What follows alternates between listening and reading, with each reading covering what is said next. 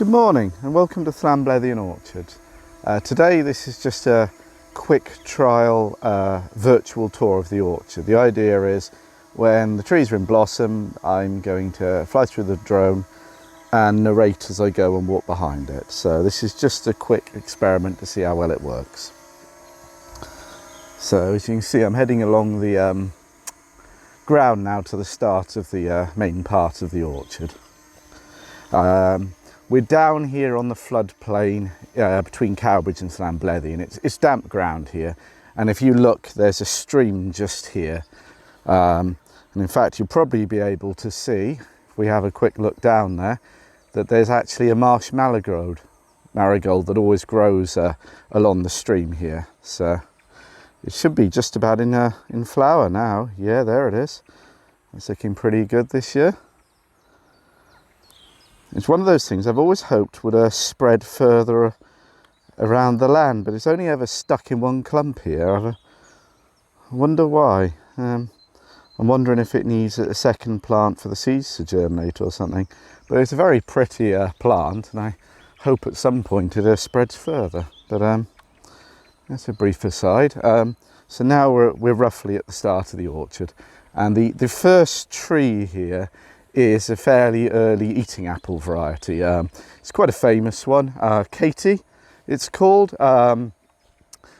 You could argue its actual name is Katya because it's a Swedish apple variety. It's a cross between two British apple varieties, James Grieve and Worcester Pearmain. But the Katie or Katya apple is a September eating apple. On a good year, it's got almost kind of strawberry flavour. It's a very pleasant apple to eat.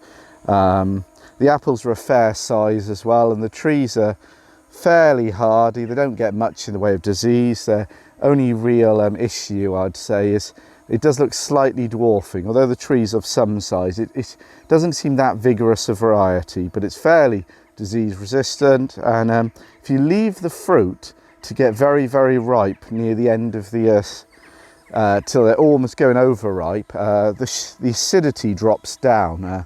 Essentially with apples, if you've got an apple that's too sharp and you leave it to really heavily ripen, some of the malic acid, the acid in the apples, will be metabolized away and it'll become less acidic. And with Katie, if you leave that to happen, the acidity level drops down to similar to, say, Kingston Black. And what that means is the acidity level's right for a dry single variety cider. So some people do make an interesting light cider out of Katie. It lacks the tannins is the one issue, so unfortunately you won't have the body in there. Myself personally, I actually use it for ice cider, because if you leave it fully ripen, you've got a huge amount of apple aroma in there, a decent sugar content as well, and the acidity's dropped down, so when you concentrate the juice with the ice cider process, the freeze concentration, it doesn't become excessive, and I find it makes a very good single variety ice cider. Okay, now let's move on further down the row here. You can see the trees are planted in staggered rows, so there's a few different ones along this row here, and we'll have a brief look down. Okay, and if we have a look, you notice the next tree along is a lot smaller than this first tree, the Katie that's there. This next tree is Dabinet, which is obviously a famous bittersweet cider apple variety. And the trees are naturally pretty dwarfing. It's a full bittersweet, or sometimes listed as a medium bittersweet apple, and it's an October variety. It does make a good single variety cider itself, and it's quite rich and full bodied. I personally think it's better in a blend, but I do use a lot of Dabinets in my cider. And the next tree along, that's obviously quite a bit larger if we look, and if I fly up a little bit, you can see how much taller it is. This is actually a pear tree. Perry pear tree, and this variety is called Helen's Early, and you can see it's actually a pretty big tree, isn't it? It's I think it's around 9 meters tall now, that one. I've got some larger pear trees than that, but that's grown pretty tall. It's an early pear variety, so it's ready in September, and the fruit does rot fairly quickly. It's got an issue in the fact that it's got something like either pear scab or kangaroo. I think it's pear scab that came in with some fruit that I got from another orchard in Monmouth, where I just dumped the spent pomace here, and it seems to have cross-contaminated it. And I've seen other examples of Helen's Early up in Monmouthshire in similar conditions to this orchard, and it also has the issue, and because of that the fruit can get quite gnarly and cracked, and it can cause it to rot pretty early, sometimes before it's ready, which is annoying. So you need a pretty dry summer to get the most out of it. But on the dry summer, the fruit itself is got a wonderful rich body in there. There's a fair amount of tannins in there, a medium amount of acidity and a good amount of fruitiness. And in fact, last summer, because it was such a warm summer, there was so much sugar in the fruit, the final perry came out at 7.3%. So it made a very impressive product, in truth. Okay, so the next tree along, if we negotiate around the pear tree, is another dabinet. I'll just try and find it. I can't see a thing on in this sunlight, in truth, on my screen, but never mind. And you can see it's another dabinet, and you can see it's quite a bit smaller than the pear tree next door. Okay, and if we move to the next one along, you notice there appears to be a tiny little tree here. You're looking and go, what the hell happened here? This is actually a pear tree that died.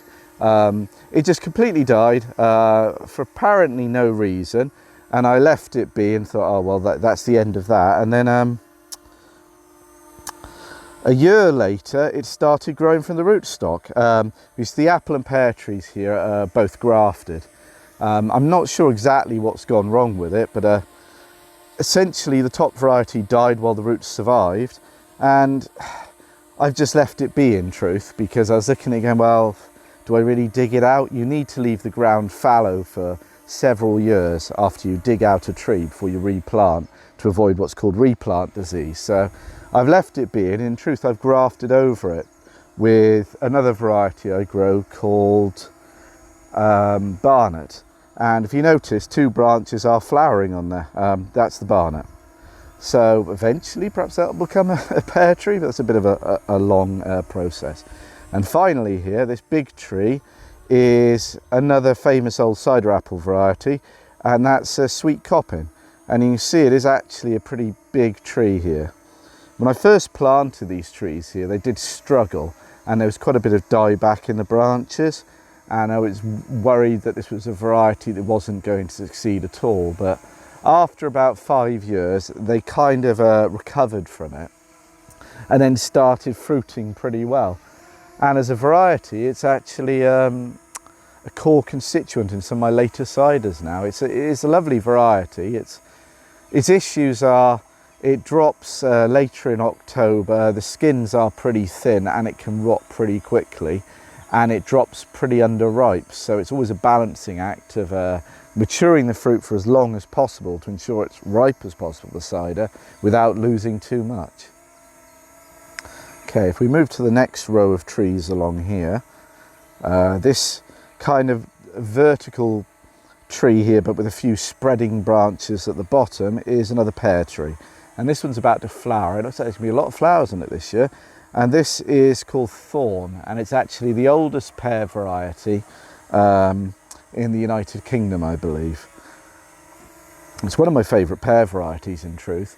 It's an early September variety, and it's quite an acidic, quite a sharp perry pear with almost a citrusy flavour. It makes a delicious single variety perry, this, and it tastes especially good young when you've still got a lot of the fruitiness in there. The trees themselves are naturally very vertical. They tend to just like sending up all these vertical branches. The only reason it started to be bending down at the base is the sheer weight of crops on there. And if we manoeuvre into, say, the next tree over, without hitting too much, it's starting to get a bit crowded here as the canopies join. This is an apple tree here. It's one of the Welsh varieties I grow. It's called Cummy Norman. It's a bittersweet apple variety. In truth, I don't actually rate it very well. I consider it a blending apple. If you, the trees themselves do get a bit of canker, which is annoying, you have to cut out, but they're fairly vigorous and they're quite biennial, but on the Onio they produce a large crop. But the pears, the apples themselves are tannic. They've got the body they'll add to it, but they don't have the richness or the depth of flavour. So you end up having to add a lot of other apple varieties in there to try and build up the flavour profile. So I only really consider it a blending variety in truth. Now if we scroll across here, this tree here is another pear variety, and this is one that was discovered growing around Cardiff. So it's another native Welsh variety, and it's called a Chapman's Orange. It looks like there's a fair amount of fruit on it this year. This tree does have an issue. It seems to be quite dwarfing, and I think the issue is actually with the rootstock. It's a tree I've always debated whether or not just to give up on, because if we look down at the base here, you might be able to see the trunk suddenly gets a lot narrower right by the base. And what's actually happened here is that's the grafting mark, because that's the graft between the roots and the main variety. And I don't know if accidentally this was grafted on some kind of dwarfing rootstock, or there's just a mismatch, a lack of compatibility between the rootstock and the variety. But it always seems to have struggled. It doesn't root very well into the ground, and it always seems to be at risk of falling over. So I don't think he'll ever make much, this tree, sadly, which is a bit depressing, but it is what it is when you're buying. I bought my trees from several different nurseries of varying qualities, in truth, to try and get the range in, and not all the trees were that good, I think, is the honest truth. Okay, so the last tree here is another sweet coppin, and this is a tree here that I've missed cutting out a broken branch, and I just keep on running out of time to do it, so I'm gonna have to come back and fix it. I mean, you can probably see the issue there, and this is one of the jobs you really do have to do in the orchard, because when it's all covered in leaf, it'll be quite hard to see that, and you can imagine if you're shaking the tree when it's full of fruit, that you risk bringing that branch down on yourself, and it's just going to get in the way of the tree. As well as that, if you also look at the tree, you'll notice that there appears to be something growing straight out of the trunk there. That's actually the stem builder. This tree allowed the stem builder to grow through because it's sweet coppin. When it's first planted, it had a lot of dieback. So I said, oh, I'll just leave the stem builder, which I know is Bulmer's Norm, to grow through and take over the tree. Since then, the sweet coppin's recovered, and I didn't need to do it, but it's a bit late. So, and I quite like Bulmer's Norm, and it's a full bittersweet that's a pretty vigorous variety, so I'm just leaving that tree to turn from one variety to the other slowly. Okay, so if we have a little whiz down here, now we'll have a look at the first variety here. This tree here is looking in a pretty sorry state, in truth, and that's Ellis Bitter. This is a variety I'll be grafting over. It's suffering from severe canker dieback, and on a bad year, pretty much all the new growth will die back, and then it will send up new shoots, and that's why it has this weird sticky shape. It's never going to do anything down here, so I'm going to try grafting over the branches I've allowed just to sprout up in the trunk there, in the hope that I can replace it with a disease-resistant variety. Okay, the next variety here is Kingston Black, which is obviously a famous variety, and it's notorious for being top-heavy. And you can see I'm using a strap, and I'm slowly trying to pull it up because it fell over a few years ago, and I didn't have time to fix it. So each year I'm just going through and I'm just trying to pull it up a little bit with a strap. So it's what it is. Okay, and I really can't see anything in this light. Okay, the next one here, this is another variety I'm grafting over, and this is Ashton Bitter. And if you look to the right of the shot there, that little side branch that's growing up, that's been grafted over with Blue Sweet, an old early sweet cider apple variety, and I'm just allowing that to slowly take over the canopy there. Each year I cut out some more of the Ashton Bitter and let more of the Blue Sweet grow through. I'm trying to avoid just doing it in one go, because if you take too much of the canopy out, you end up sapping a lot of the energy from the tree and you can really stunt it. So I'm just letting it slowly take over. Okay, the next one along here with a slight lean on the trunk is Annie Elizabeth. This is quite a famous cooking apple variety.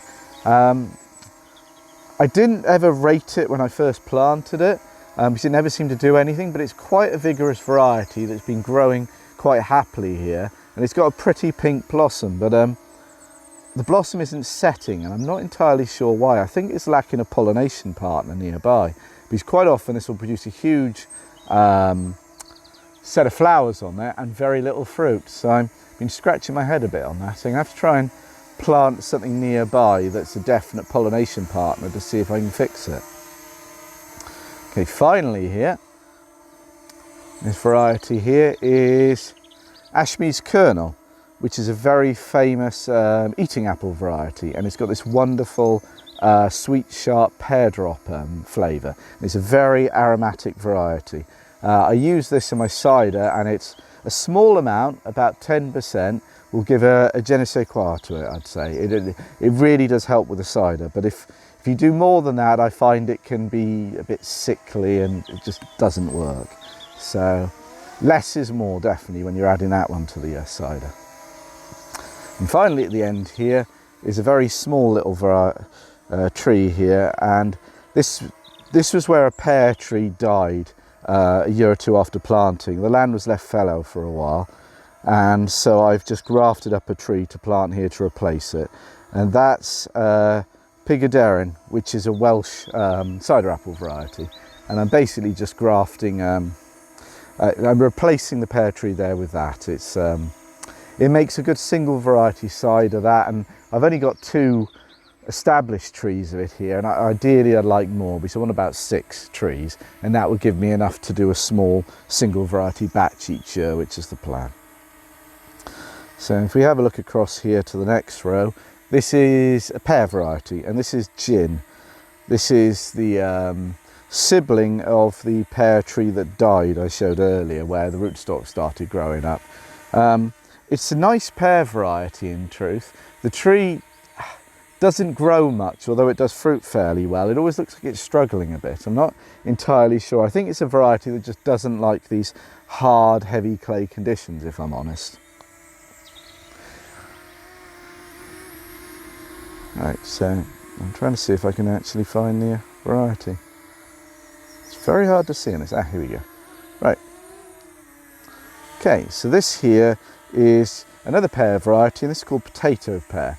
All these trees are often quite stunted when I've seen them out in the wild, and this one is as well. It does confuse me a bit, because these potato pears look like the potato pears I've seen in the book, and they look like small brown russets that are potato shaped.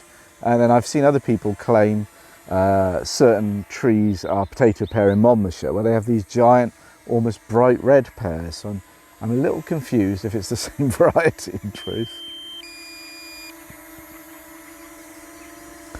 But anyway, it looks like we're out of fuel. So.